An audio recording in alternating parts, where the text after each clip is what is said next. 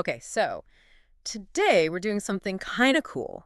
We're basically getting a cheat sheet to the mind of this top pediatric endocrinologist, Dr. Jamal Al-Jubha. It's interesting.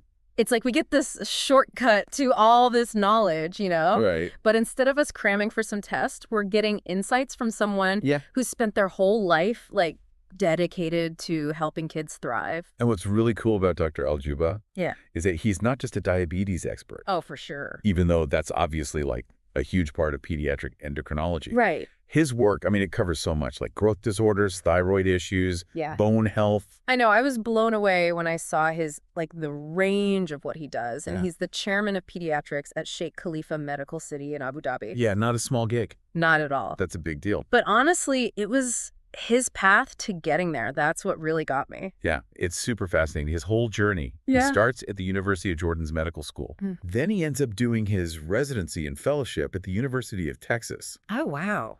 So bridging those two medical worlds, Jordan and the U.S. Right. That must really shaped how he approaches things. Totally. It's like having this built-in global perspective, Yeah, for sure. And then there's this one detail I couldn't get over it. What's that? So before Abu Dhabi, he was a consultant at the Saudi Aramco-Dhahran Medical Center. Oh, wow. Saudi Aramco.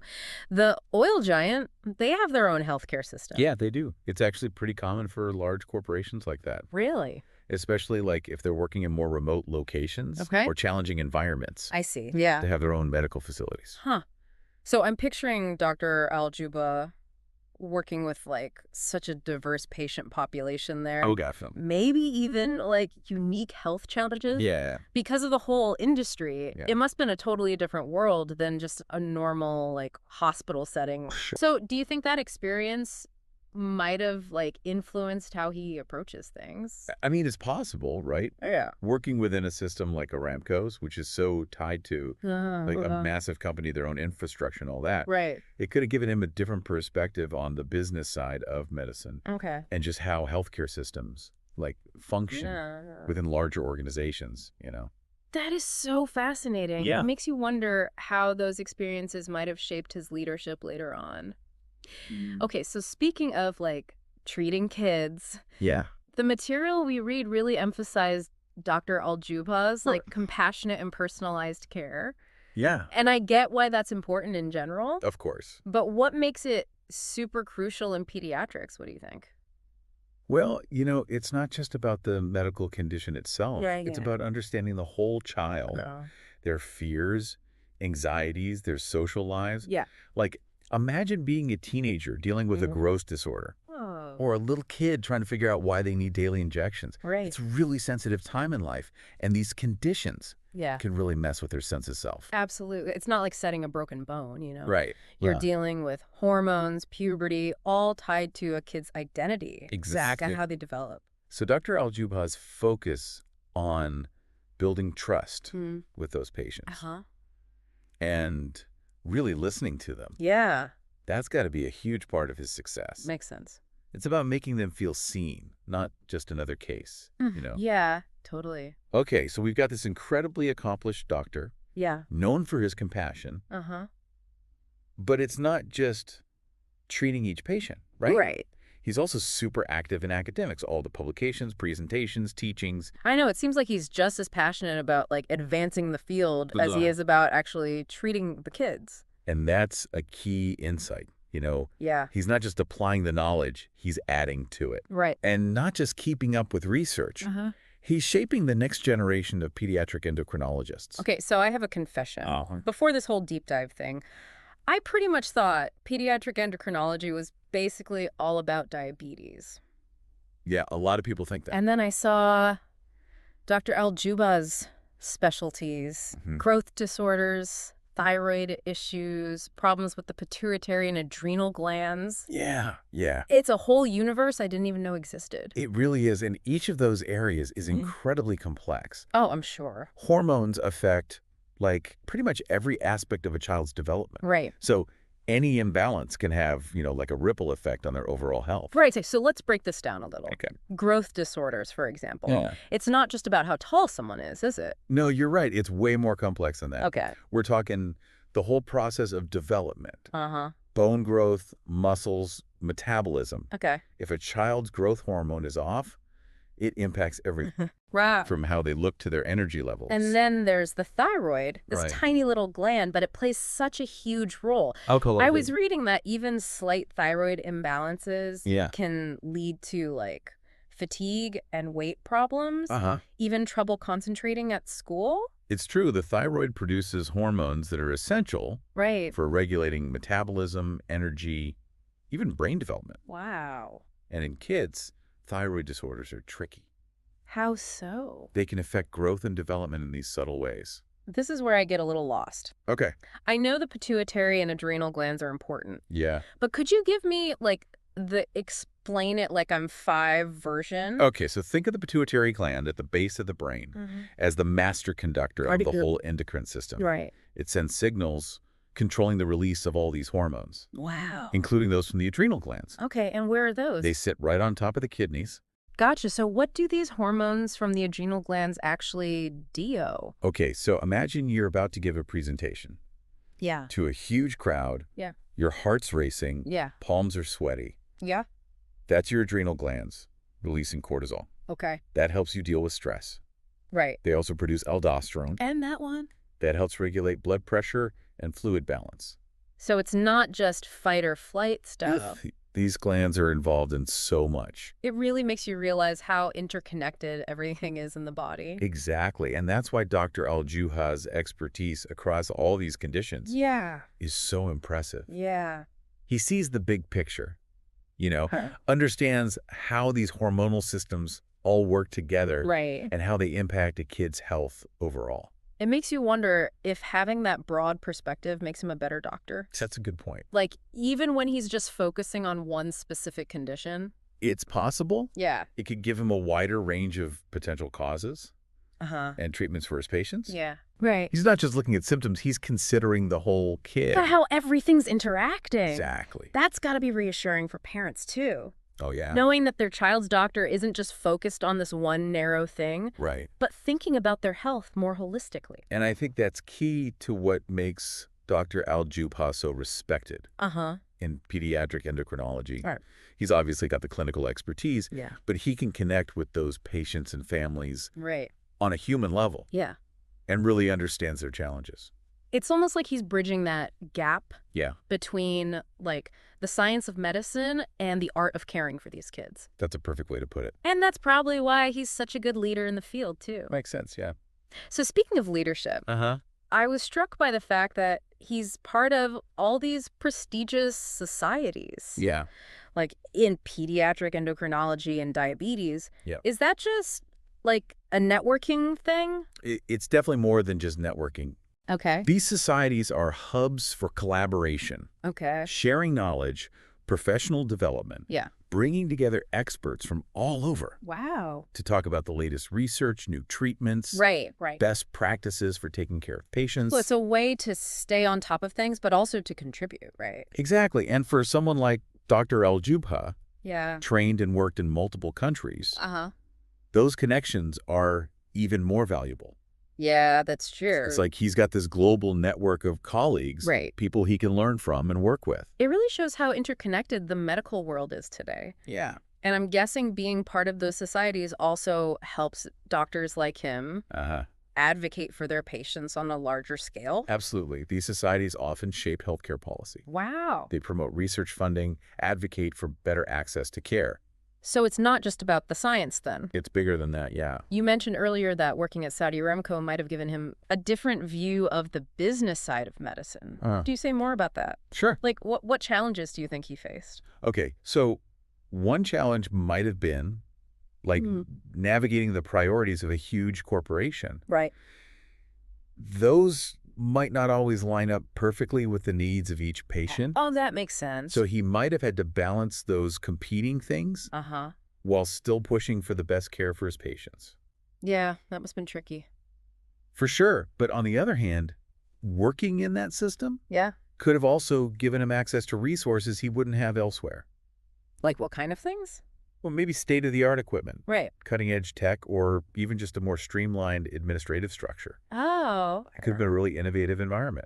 I'm picturing him leading this team of specialists. Yeah. Working with researchers, maybe even developing totally new approaches to treating endocrine disorders. Yeah, and then sharing that with the whole medical world. It's kind of like a microcosm of what's happening globally in the field, you know. Oh, how so? That emphasis on working together, innovation, sharing knowledge across borders. So his time at Aramco could have been like training. Yeah, I think so. For his leadership role in Abu Dhabi, where he's now running a major department. Right. And shaping how pediatric care happens in the whole region. Definitely. And it probably gave him a unique understanding of the challenges. Yeah. Of delivering high-quality care in a really complex world. It's amazing to think about how all these different things throughout his career have shaped how he approaches medicine. Totally. From those big university hospitals in Texas to the more corporate setting of Saudi Aramco. It's quite a range. He clearly loves challenges and is always looking for new ways to improve the lives of kids. And that, I think, makes him such an inspiring figure. Totally agree. He's not content with the way things are. He's pushing boundaries, trying to make a real difference for these patients. It's a perfect example of how one person's dedication can have this huge ripple effect. For sure. And I have a feeling his story is just getting started. Oh, absolutely. There's so much more to explore here. Right, like what specific challenges he faced or the groundbreaking research he's been involved in. Exactly. That's for our next segment. We'll dive even deeper into his work and get a glimpse into the future of pediatric endocrinology, so stick with us. So, you know, as we've been talking about Dr. Al-Jubha's career, one thing that really strikes me is his commitment to like staying ahead of the curve. Yeah, it's not just keeping up with the latest research. Right. It's like he's actively pushing the field forward. He's contributing to it. Yeah. And it's not just publishing papers to like add another line to his CV. Right. It seems like he really wants to improve treatments for these kids. Yeah, he's driven. I was reading about a presentation he gave on a new approach to managing growth hormone deficiency. Oh, I read that one too. It's causing quite a stir.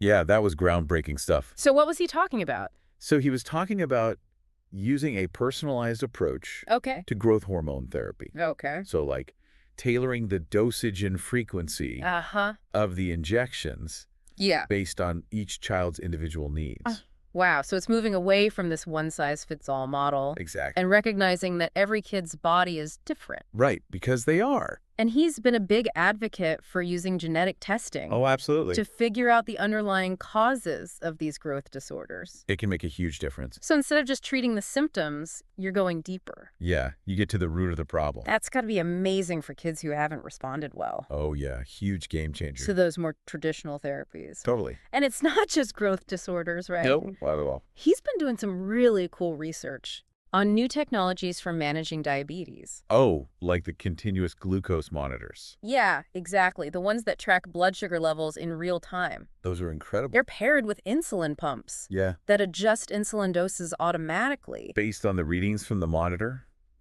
It's amazing. Keeps blood sugar levels so much more stable. And that reduces the risk of complications. Huge relief for parents. Oh, I bet. Of kids with diabetes. I can't even imagine. It's constant monitoring and adjusting. Yeah, and for the kids themselves. It's huge. It means they can live more normal lives. Exactly. They don't have to constantly be thinking about their blood sugar. They can go to school, play sports, hang out with their friends. Be kids. It's like technology giving them back their childhood. Yeah, exactly. Pretty inspiring. It is to see how he's embracing these new technologies and advocating for everyone to use them. He's not afraid to challenge how things have always been done. Pushing for better care. It's clear how much he cares about making a difference. But I'm also curious about the personal side of it all. What do you mean? Like, what's it actually like to be a doctor who specializes in treating these kids with such complex conditions? It's tough. I can imagine. It's emotionally challenging, for sure. Yeah. You're dealing with kids facing serious health issues. Right. Often chronic conditions that need constant management. You see them grow up. You see them go through so much. Puberty, challenges, victories. You build these relationships. With them and their families. It's rewarding, but it can be really hard sometimes. I can only imagine. You have to have a lot of empathy and resilience. To work in a field like this? Oh, yeah. You have to connect with your patients. Yeah. Understand their fears. Provide support. For their mental health, too, not just physical. And on top of all of that, you have to stay up to date. Oh, constantly. On all the latest research. It's demanding, but important. So important. I think Dr. Al-Jubha is a great example. Yeah. Of a truly dedicated and compassionate doctor. He's making a real difference. Every single day. You know, as we're talking about all of this, I'm struck by this idea of like a global network of healing. What do you mean? All these researchers, doctors, educators all over the world. Working together. To improve the lives of kids. That's what it is. It's pretty incredible when you think about it. It is, and Dr. Al-Jubha's career is a perfect example. How so? He trained in Jordan, specialized in the U.S. Right. Now he's leading a department in the UAE. Right. He's part of this international community. Yeah. Sharing knowledge, collaborating, advocating for better care. It's like this collective effort to solve these mysteries. Yeah. And develop new ways to treat these conditions. No matter where a child is born. And it's not just about sharing the science, right? No, it's more than that. It's about sharing best practices. Treatment protocols. Even cultural insights. To help doctors provide better care. Care that's sensitive to their patients' backgrounds. That's so important. Because healthcare isn't just about treating diseases. Right. It's about understanding the whole child. The family, their community, their culture. Dr. Al-Jubha gets that. Yeah, I think so too. His experience working in all those different systems. Yeah, the U.S., Saudi Arabia, UAE. It's given him a unique perspective. It makes you wonder what lessons he's learned along the way. Good question. And how those are shaping what he's doing at Sheikh Khalifa Medical City. Right. Is he trying to build a more globally minded department? It's possible. One that embraces diversity and collaboration across cultures. I think so, knowing him. Yeah. His background, his commitment. He's probably encouraging his team to think bigger. Yeah. To connect with people all over the world. I'm sure he is. I'm picturing him fostering this culture of learning. Yeah. Where everyone's sharing ideas, working together. Learning from each other. That's what we're seeing happening globally. This move towards more collaborative approaches. Open source research. It's exciting. It really is. To think about the potential impact. It could lead to breakthroughs. The more effective treatments. A brighter future for kids. All over the world. Absolutely. Dr. Al-Jubha is playing a key role. I think so. In making that future a reality. He's more than just a doctor and researcher. Right. He's a leader. Inspiring others. To think globally. To work together. It's amazing to see how one person can have such a huge impact. He's a great example of how the best doctors are not just skilled, but passionate. Advocating for their patients. And for their field. There's still so much more to learn about him. Oh, yeah, tons. And his impact. We've only just scratched the surface. Well, luckily for us, we have another segment to dive even deeper. Can't wait. We'll explore the bigger picture of his work. Okay. Looking at the future of pediatric endocrinology. Oh, exciting stuff. And the potential for even more global collaboration. So stay tuned. So, you know, one thing that's kind of been bugging me as we've been talking about all this is just the scale of it all, you know? Yeah. We're talking about hormones that affect, like, literally every cell in a child's body. That's a lot to take in. It really is. And it makes me wonder. What's that? With all this complexity, like, what are the big challenges right now? Oh, that's a great question. In the field? Well, one of the biggest ones is early diagnosis. Okay, yeah. A lot of these endocrine disorders, they kind of show up subtly. Okay, especially at the beginning. Yeah, so they can be missed or even misdiagnosed. And that can be a big problem, right? Oh, definitely. If you need to catch something early to prevent, like, long-term issues. They can have serious consequences. It's like, I don't know, trying to find a tiny crack in a building's foundation. Before it becomes a huge problem. Exactly. So what are people doing about that? What's being done? Well, there's a lot of really interesting research going on. Okay. In the area of biomarkers. Biomarkers. Yeah, these are molecules in your blood or urine. Okay. That could actually signal a problem. Even before you have symptoms. Exactly. It could totally change how we diagnose these things. That's incredible. It's like an early warning system for your body. Exactly. That would be huge for, like, rare conditions. Especially those, Or ones that are tough to diagnose. Oh, sure. And then there's the whole issue of treatments, right? Yeah, big one. Like finding ones that are more targeted and personalized. We're moving away from that one-size-fits-all idea. Right, because every kid is different. Their endocrine systems are all unique.